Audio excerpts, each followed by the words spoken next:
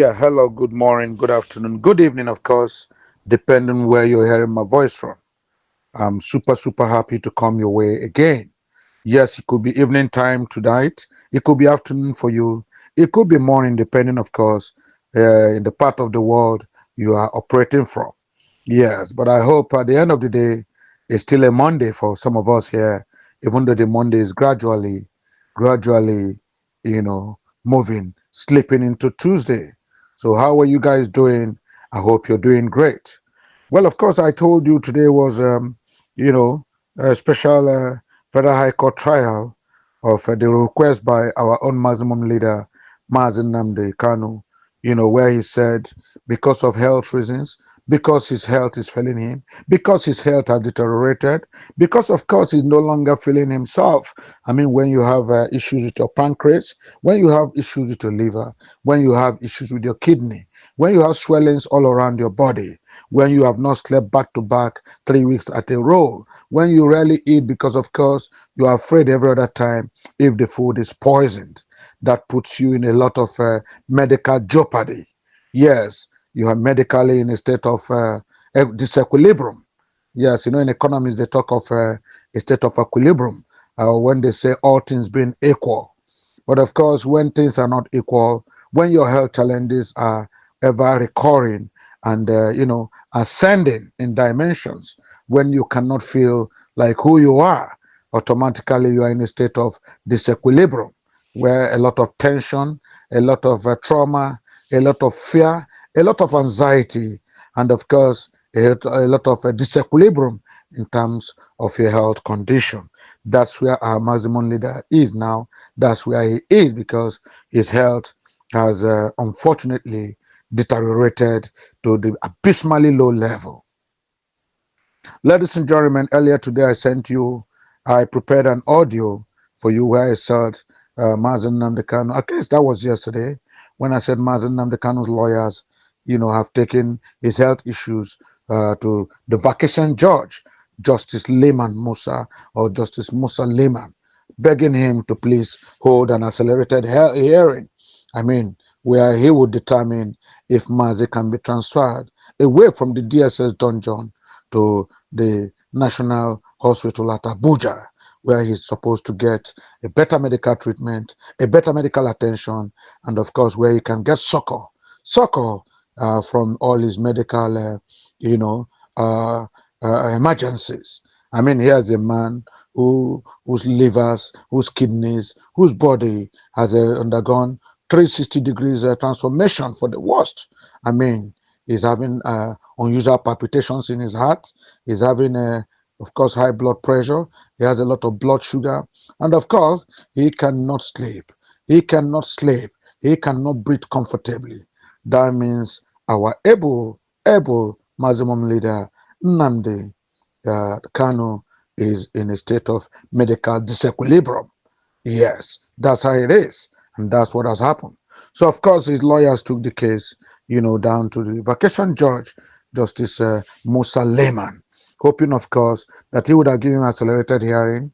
Of course, they sent the summons to the DSS, they sent the summons to the Nigerian representatives, those who are the ones who are vigorously and who are seriously challenging his freedom, who are the ones who are, completely and completely, of course, trying to make sure he is brought to book under Justice James Omotosho of the Federal High Court in Abuja. Ladies and gentlemen, the hearing was today, and it's a sad one, very sad one indeed. You want to know why it is sad? It is sad because the vacation judge, Justice Musa Liman, has his hands off. Justice Musa Liman has equally reassigned the case to the Chief Justice of Nigeria. Yes, he has sent it to Justice Toho.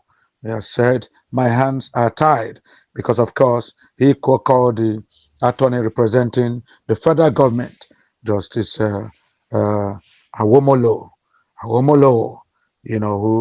Obafemi Awolomo, who is told, this is what these people request because of health grounds. Do you permit this? Do you sanction this? Do you want this hearing to take place? But of course, Justice Obafemi Amolomo, Amolomo said, no, justice, you cannot do magic. You are not a magician. You have a number of cases here. The time is pretty short. Yes, justices are on vacation. Vacations will soon be over. I don't know what you think you'll achieve if you decide to hear this case. I think, sir, with all due respect, you better reassign this case or defy it, because you will not do any magic. This is a long-standing case. Mazi NNAMDI's case, unfortunately, is a secession case where he's charged, for secessionist activities and making Nigeria totally ungovernable. He's charged, of course, for trying to create scenarios that would create disunity in Nigeria. He wants to disintegrate Nigeria. And so because of this, it will be totally appalling if you, as a justice of a federal high court, even though you're a vacation judge, if you give this case an accelerated hearing, if you let him go to the National Hospital at Abuja, you may, sir, with all due respect, be affecting outcomes in the federal high court, that is ably umpired by Justice James Omotosho. Attorney Obafemi Amolowo, said, with all due respect, I'm a son. I want to encourage you, sir. Whatever you do, I will not dictate for you, but I think it's only proper at this stage that you let things flow, let things be. Yes, Mazi Nnamdi Kanu may not die today, he may not die tomorrow. Yes, despite the health challenges. But I would have thought, since the justices will soon be resuming, since the Federal High Court's vacation will soon end, why not let things go the natural way? Why do you want to fast forward things? Are you a magician?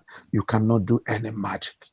Ladies and gentlemen, it's unfortunate, but the Federal High Court in Abuja has once again shifted proceedings in the case of the detained leader of the proscribed, so they said, proscribed indigenous people of Biafra, IPOB, NNAMDI Kanu, as his urgent plea for medical attention was stalled.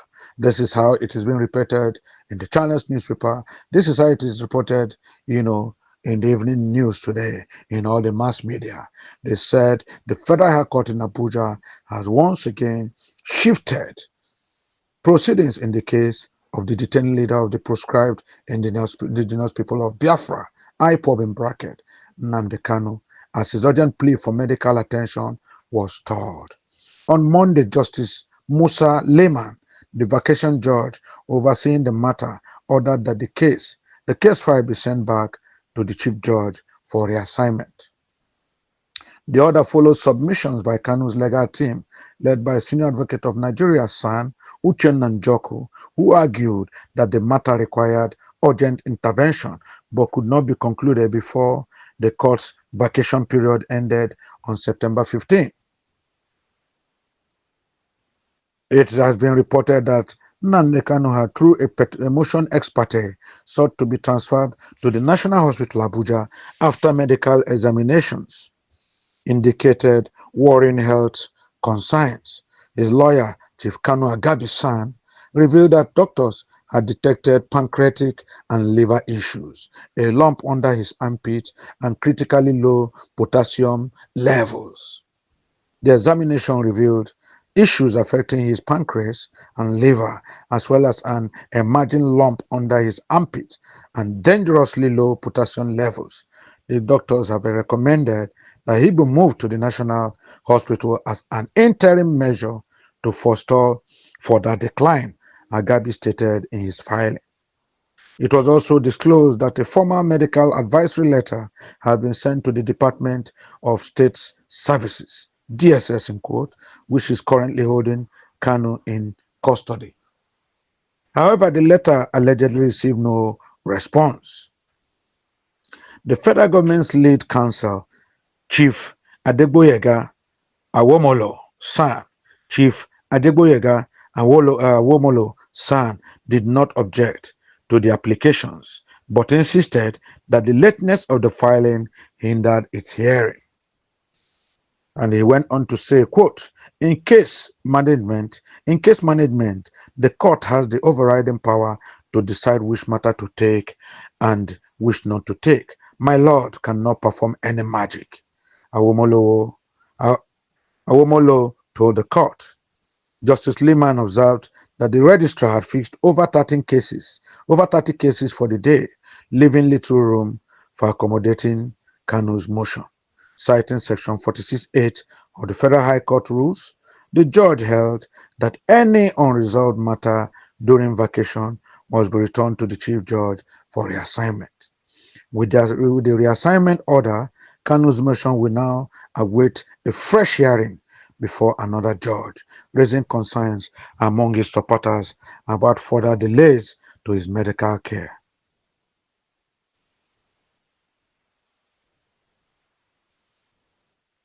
Ladies and gentlemen, you can see, that Justice Musa Liman has sent back back the petition and of course the trial of the case file to the Chief Justice of Nigeria, Justice uh, John Tahebo Soho. Yes, he has sent it back saying, sorry, your lordship, I cannot hear this matter. The time is against us. Of course, vacation will soon be over. If I start now, I won't finish. Yes, because obviously, Justice Adegoyaga Amolomo has said he is not a magician, and truly speaking, I'm not a magician.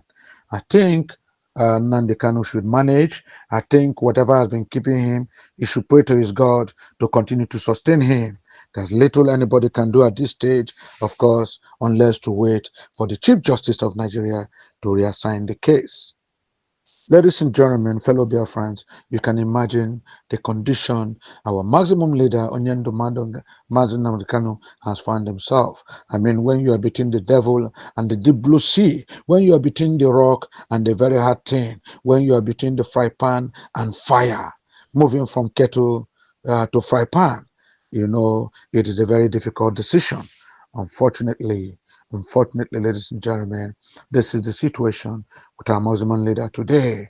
He is now faced with a very delicate choice to survive, to make sure he survives until the vacation of the judges and courts are over, so that, of course, another judge might be appointed to handle this is a request, for urgent medical attention, to get medical reprieve, and therefore to be moved away from the DSS dungeon down to the National Hospital at Abuja.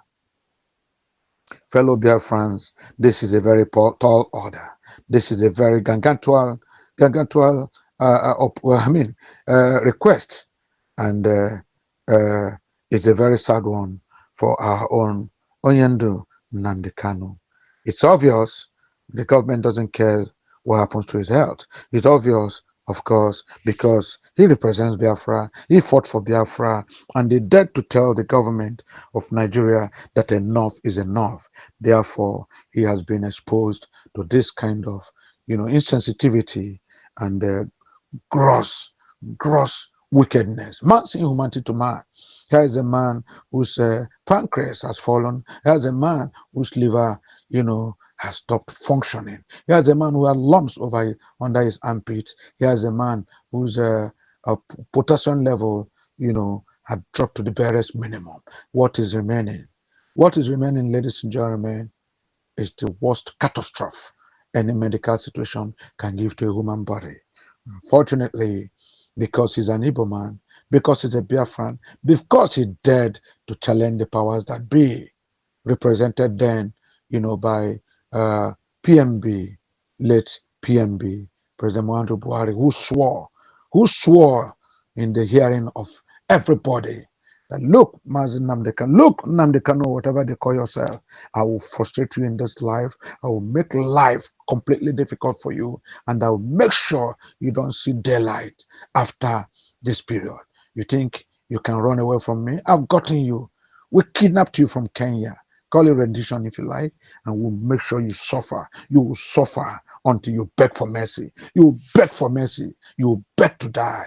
That's what the late PMB told Mazi Kanu, and he told his operatives there, DSS operatives if you like, make sure this man suffers. He must suffer on totally unendurable human situations. He must suffer totally human situations until he realizes that he does not dare point his hands to Nigeria. This man must be made to know that, of course, he has touched the tiger by the tail and he deserves to suffer. That was what late PMB said. And at that point, a lot of people didn't take him seriously. We thought, of course, he was merely joking. We thought, of course, the rage would die down. We thought, of course, his mood would calm down. But we didn't know that the PMB, the man from Daura, meant every inch of what he said. And ever since then, all manners of wickedness, all manners of man's inhumanity to man has been orchestrated and, of course, dumped on the person of Nnamdi Kanu. Ladies and gentlemen, back to back for the past close to 5 years now, Mazi Nnamdi Kanu has been in DSS dungeon, treated to most in very, very unacceptable standards. Even the world press, even international leaders, including world leaders who visited, including United Nations representatives, have told the Nigerian government this is way out. This is an overkill. It's like killing a fly with a hammer. What you're doing to this man is like killing a fly with a hammer. How could you be so insensitive? How could Nigerian government, throw caution to the wind? How could you, recourse to such banalities, to such insensitivities, to such inhuman treatment? Don't you have a rule of law? Don't you have a constitution? Don't you have fairness, equity, and justice? Why are you treating this man this way? Everybody has spoken. They spoke to PNB while he was alive. Unfortunately, he has died. They are speaking now to the man who says, Emilio, it is my turn. And of course, he is turning deaf ears. Deaf ears to the plea to let Nnamdi Kanu go unconditionally. The man has proven that he has no case to answer. All the charges against him, he has completely, overrun them. Of course, even several courts have declared him, not guilty. But of course, the federal government continue to appeal against matters they should not appeal against, just because, of course, they know the warning, they know the caveat, they know the oath that late PMB took, ensuring, promising Nnamdi Kanu that you make life totally difficult for him, and he will regret the day he was born. This is the highest level of wickedness, mass inhumanity to man. Ladies and gentlemen, fellow Biafrans, you have seen how it is when we tell our people to brace up, sit up. These people you are hobnobbing with, these people you think that like you, they hate you. All of them were all surrendered by enemies. I mean, we are surrendered by enemies. And it hurts me that our Southeast leaders, governors, legislators, and all that you have continued, to tell the whole world that Mazi Nnamdi Kanu and Simon Ekpa was the problem of the Southeast. Get them out of the way. Get them out of the way, and you have peace. Fortunately, we know, of course, that this is complete rigmarole. It's a lie, a very big lie. Mazi Nnamdi Kanu has not touched any person. Mazi Nnamdi Kanu and Simon Ekpa has not done half the things the Southwest Liberation Lieutenant Sunday Igboho did to Nigeria. Mazi Nnamdi Kanu has not done half of it. But Sunday Igboho is today a chief, a Bukande chief, in fact, given one of the highest honors in Yoruba land. Sunday Igboho is today, a politician fighting to be either a governor or even a president. Sunday Igboho is walking free. But what has happened to Mazi Nnamdi Kanu for the past close to 5 years? He has been in the DSS dungeon, where he is exposed to all manners of wickedness, to all manners of insensitivity, to all manners of inhumanity. Ladies and gentlemen, are there two laws in this country? Are there laws for the Biafrans and laws for the Boko Haram jihadists, and there are laws for the Southwest and laws for Biafran people. Ladies and gentlemen, I want you to think about this, ponder about these things. As they say in our local parlance, use your tongue to count your teeth. Use your tongue to count your teeth. It's obvious people hate the Biafrans. It's obvious the Biafrans no longer count as far as Nigeria is concerned. It's obvious that every person who has an opportunity ridicules, degrades, and slanders the Biafrans. Here is Justice Musa Liman, Vacation George. We appealed to him yesterday to use his good office to make sure Mazi Kanu receives an accelerated hearing so that his health would not completely deteriorate, so that he can still be alive for us until we move into our promised land, the redeclared sovereign United States of Biafra.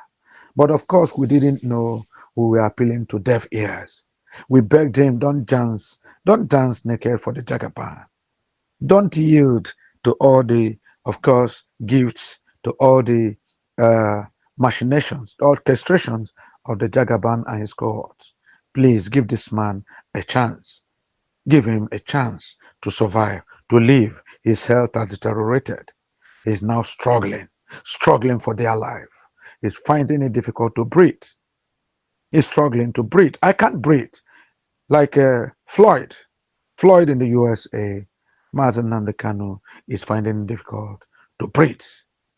I can't breathe. I can't breathe. If you hear him, that's what he's saying. But what are they doing? Justice Musa Liman, of course, has been compromised. Of course, he has turned to the other side. Like Pilate, he has washed his hands clean and said, I don't know this man. I hold nothing against him. But of course, if you want to do with him, anyhow you want, if you find him guilty, which I didn't, then please reassign him to another judge. Justice Musa Liman washes his hands from Mazi Kanu's deteriorating health. Mazi Kanu is on the verge of a health collapse, unfortunately. Ladies and gentlemen, as I make this audio, tears well in my eyes. Tears swell in my eyes. Tears are gushing down my eyes. And this is because a lot of Biafrans don't know what we are going through.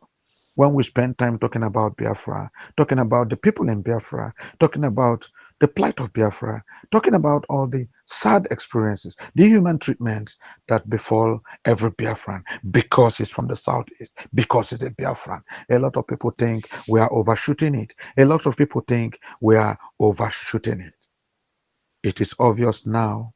Yes, indeed. It is very, very glaring that we are not overshooting it. We are not overkilling it. But we are saying it as it is. We are calling a spade a spade. Biafrans are hated even for the breath that they take, hated even for the water that they drink, hated even for the clothes that they wear, hated even for the schools they're attending, hated even for daring to live, for daring to belong, for daring to aspire. It's a sad one, very sad one indeed. Ladies and gentlemen, the tears cannot make me go on. Our Mazi Kanu's health is in a precarious situation, very precarious.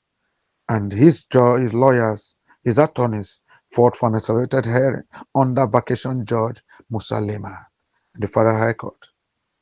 And all this could generate, all this could achieve, all this could agenda. Today that was faced by Musa Liman with all his rhetorics, with all his bombastic claims, saying yes, health is better than wealth, health is significant, health is everything. I will make sure we have an accelerated hearing. All those bombastic claims, all those hopes, all those great expectations that he promised Biafrans, promised attorneys of Mazi Kanu have come to nothing. Of course, he has danced to the gallery. Of course, he has bowed down to the JAGABAN, the man who said, it is my turn. A man who said, even before an election result was pronounced in February, he said, it is my turn. I know I am saying it. I will win because it is my turn and I am the JAGABAN, the emperor.